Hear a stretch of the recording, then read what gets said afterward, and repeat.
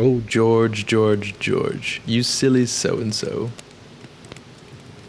Oh, hello there. I didn't see you come in. I was busy reading this book in my awkwardly placed chair over by the fireplace. The book I am reading is called Fire and Blood.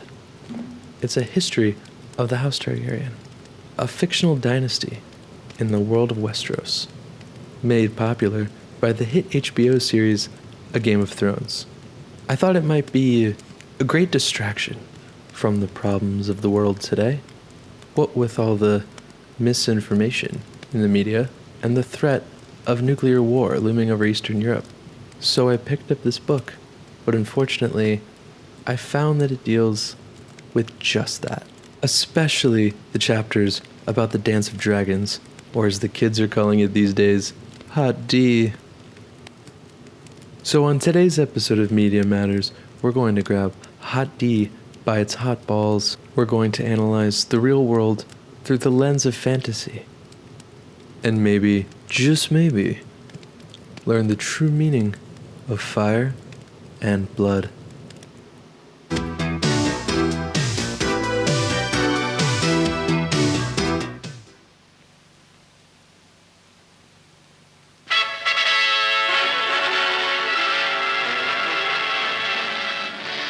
July 4th, 1948.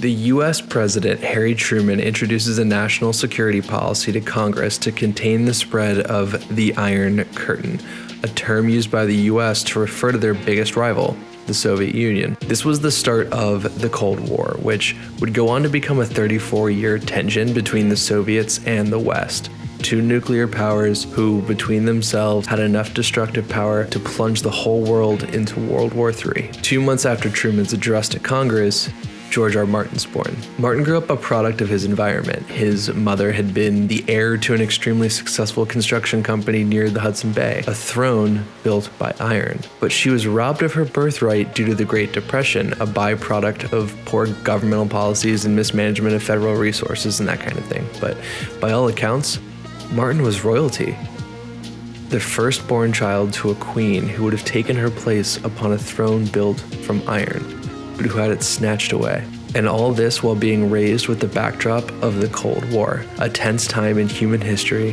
when two great powers wielding nuclear deterrence almost led the entire world to ruin and lost control of the most destructive weapons mankind has ever seen.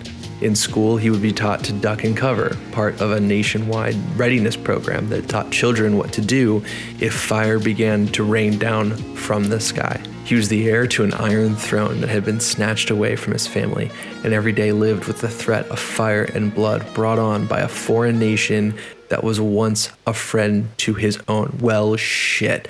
That's fucking poetry. Right there. There you go. I mean, it's dark, it's bleak, but it's real as hell. And I thought finding the right tags to use in my YouTube videos was stressful. George R. R. Martin, metal as fuck.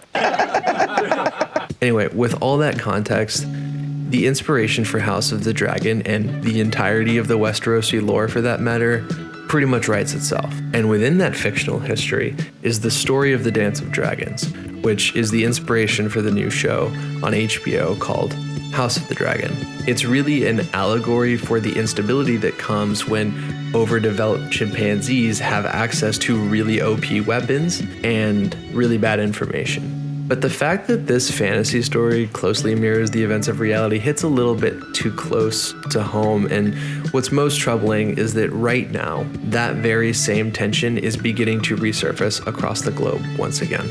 In 2014 and the years preceding, when George began putting pen to paper on Fire and Blood, and the 4 years that followed before it was officially published, the Cold War era was behind all of us. Yet here we are again, going into 2023, almost a decade after Martin had authored that story, and we see this arising again and again, which I think makes the timing of this show more relevant than any other time in the last half century. Really what House of the Dragon is about is nuclear holocaust, and spoiler alert for both House of the Dragon and World War III, it's a zero-sum game. I mean, nobody's going to be happy with the outcome of it, no matter what side of it you're on. Which is a good time, I think, for me to start talking about the different factions in this show and what they represent thematically. On one side of this, you've got House Targaryen, right? And their slogan is fire and blood. They represent the idea of conquest.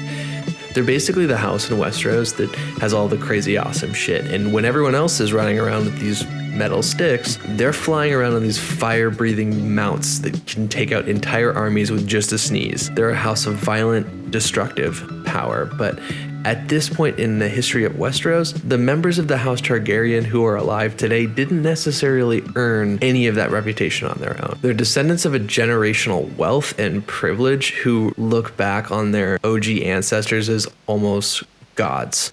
And they derive their own sense of self-worth from the shit that their ancestors did almost 200 years before. That's basically like me claiming that I'm entitled to be president because my ancestors came to America on the Mayflower, which is true, by the way. I'm a Mayflower descendant. So let me run the country. This is exemplified in the way that Rhaenyra, Daemon, and Viserys all constantly talk about their ancestor Aegon the Conqueror and how they have a right to this and that because their great-great-great-great-great-grandfather or whatever was such a badass. Then you've got House Hightower, a house that has essentially won by playing a little bit dirty and keeps their name and their image clean by concealing their shadier side really, really well. Their slogan is, "We light the way." And they are the house that rules over Old Town, which you'll remember from Game of Thrones, because that's where Sam Tarly goes after leaving the Wall to learn about the history of Westeros and discover that Jon Snow is actually the son of Rhaegar Targaryen.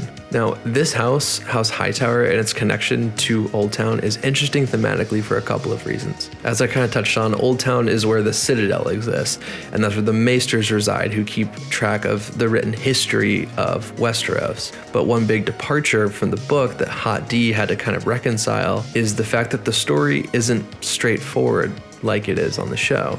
It's told by various maesters, but one in particular, Maester Munkin, who George Martin hints at being a biased and unreliable source, is really a metaphor for how you can't always trust the way the media portrays world events. And I think that's a timely insight.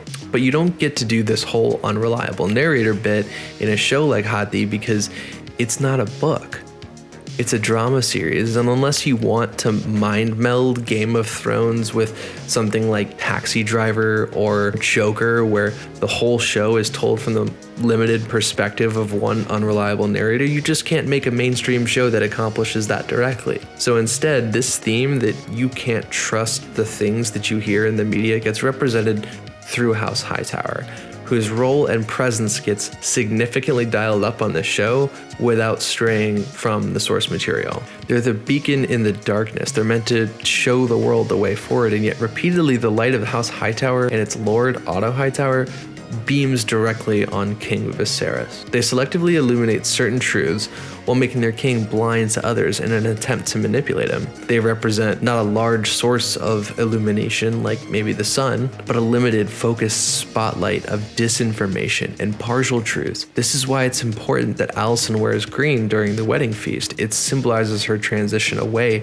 from being her own person and choosing to become a player in the Game of Thrones. She's now decided that she will guide Viserys to the ends that benefit her and her family over the realm from now on. So what happens when the violent dominance of House Targaryen meets the cunning, manipulative House Hightower? A clash between destructive power and dangerous truths. And in the world of Westeros, the only thing more dangerous than one dragon is two dragons, armed with a false sense of truth, righteousness, and exceptionalism for their own side. This is what the Cold War was all about, what it continues to be about, and why House of the Dragon matters. George R. Martin is quoted as saying, "A great many of the epic fantasies from Lord of the Rings onward are about war, but to my mind, a lot of it doesn't really deal honestly with the consequences of war. What war does to us as a society, what war does to us as individuals, and the struggle for power in the same way, and what we're fighting for." What this show does is not just illuminate the terrifying truth of nuclear weapons and nuclear deterrence that make our time in history such a dangerous one, but more so gets at the underlying issues that make weapons of mass destruction so terrifying. It's the people behind them who wield them and the information that they're operating off of. We oftentimes see world leaders as these super intelligent, strategic people who make highly informed decisions, but really they're as flawed as you and me. They're as insecure as you and me. They're so full of doubt. They're regular human beings, just like you and I are. Tell the person with their finger on the nuclear button the wrong thing, or feed them misinformation, and they can destroy the world because of a lie. And that threat of nuclear holocaust is something that doesn't just impact the decision makers. It's the everyday people like us and George that have to live in fear, that need to learn how to duck and cover under our desks at school, that have to deal with the consequences of decisions of only a handful of people. George has been prominently critical of power and the dynamics of power and the ways that people in power operate throughout his work, but I think House of the Dragon is more relevant than ever. Right now, in our real world, in Ukraine, people are seeing their homes destroyed by dragons flying overhead. And on the back of that dragon flies a king who feels entitled to their land and ownership over their lives. But their only hope is the idea of another king who might fly on his own dragon to save them, but who could very well turn that dragon against them one day. It's not a safe time for anyone. No matter how far away you are from the fight, there's no certainty on either side.